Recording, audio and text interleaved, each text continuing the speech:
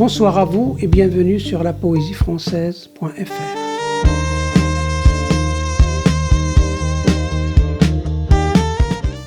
Avant tout, je souhaite répondre à quelques questions qui m'ont été adressées concernant certains commentaires.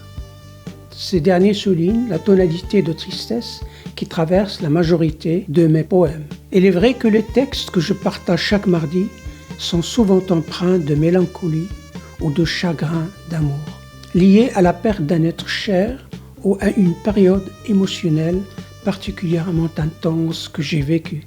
En effet, la rupture, le départ, les adieux sont des thèmes que l'on retrouve fréquemment dans mes écrits. C'est souvent lors d'une séparation ou d'une rupture que l'émotion s'élargit pour donner naissance à un espace d'écriture fécond, imprégné de regrets, de tristesse ou de chagrin. Les histoires malheureuses suscitent en général douleur, désespoir et deuil, faisant de la tristesse un thème central en poésie. Ce sentiment est souvent associé à la contemplation de l'amour perdu ou d'un être disparu.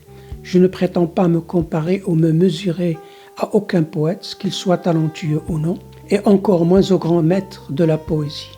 Cependant, il est évident que des poètes majeurs tels que Paul Éluard, Louise Labbé ou Guillaume Apollinaire, parmi d'autres, ont exploré dans leurs œuvres la mélancolie et le chagrin, faisant de la tristesse une source motrice de leur inspiration et de leur création.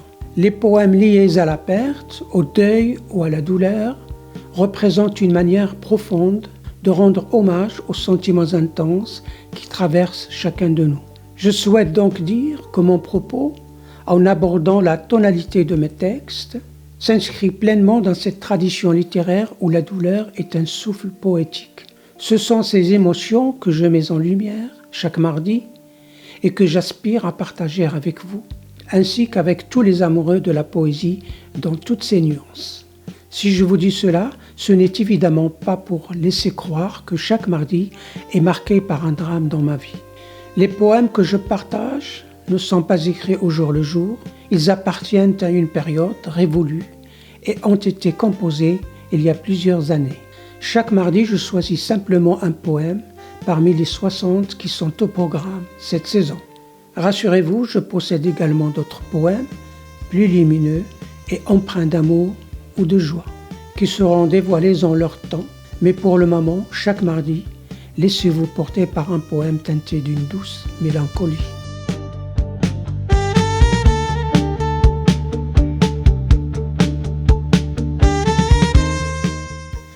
Avant de vous faire découvrir ce poème, je souhaiterais partager une réflexion sur l'acte d'écrire. Mon écriture n'a pas pour but d'adoucir la réalité qui m'entoure. J'écris parce que les mots sont parfois le seul abri qui me reste, le seul lieu où je peux déposer la douleur, le fonce, la colère. Et cette lassitude morale qui, certains jours, pèse sur moi comme une pierre impossible à se lever. Pour moi, écrire, c'est un souffle, un geste qui m'empêche de sombrer, une façon de rester debout quand tout menace de vaciller. C'est aussi faire parler ce qui me tourmente et révéler la vérité de ce qui me brûle et reprendre possession de ce qui parfois semble m'échapper. Dans ce texte, j'écris n'est pas une simple affirmation, c'est une lutte, une respiration. C'est ainsi que j'affronte mes ténèbres intérieures. Voilà ce que je voulais partager avec vous. Avant que vous n'écoutiez ce poème, un poème qui n'est pas écrit pour plaire, mais pour survivre.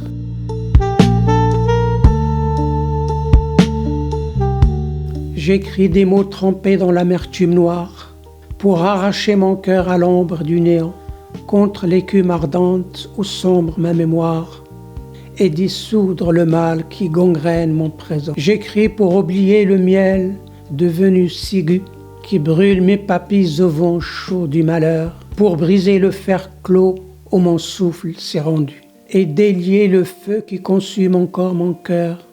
J'écris pour apaiser l'injure qui me blesse, reçue en plein amour, injuste et sans raison.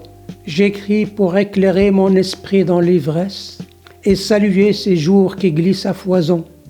J'écris pour renverser le miroir des chimères, dont l'éclat mensonger m'égare et me conduit, qui fait trembler mes bras sous des peurs éphémères et laisse en moi un songe comme un captif sans bruit. J'écris pour triompher d'une intime ruine qui fléchit mon âme aux lourdes angoisses des heures. Sous l'ombre qui descend et lentement m'incline, je lutte pour sauver mon dernier chant d'ardeur. J'écris pour m'éloigner du mépris des humains, car ce qui les attire assombrit mon chemin. Fielleux et malveillants, sous leurs tristes artifices, leur dédain m'abandonne au sombre supplice.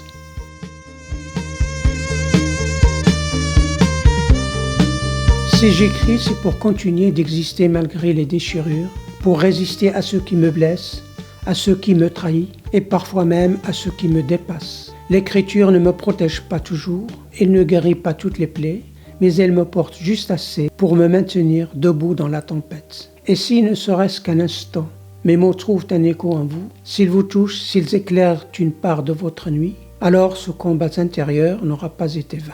Car la poésie ne sauve pas le monde, mais parfois elle sauve une âme. Merci d'avoir écouté ce poème. Merci de partager avec moi ce moment d'ombre et de tristesse, où la parole devient un moyen de délivrance et où chacun peut-être retrouve une échappatoire. Je vous dis à mardi prochain pour un nouveau poème à haute voix.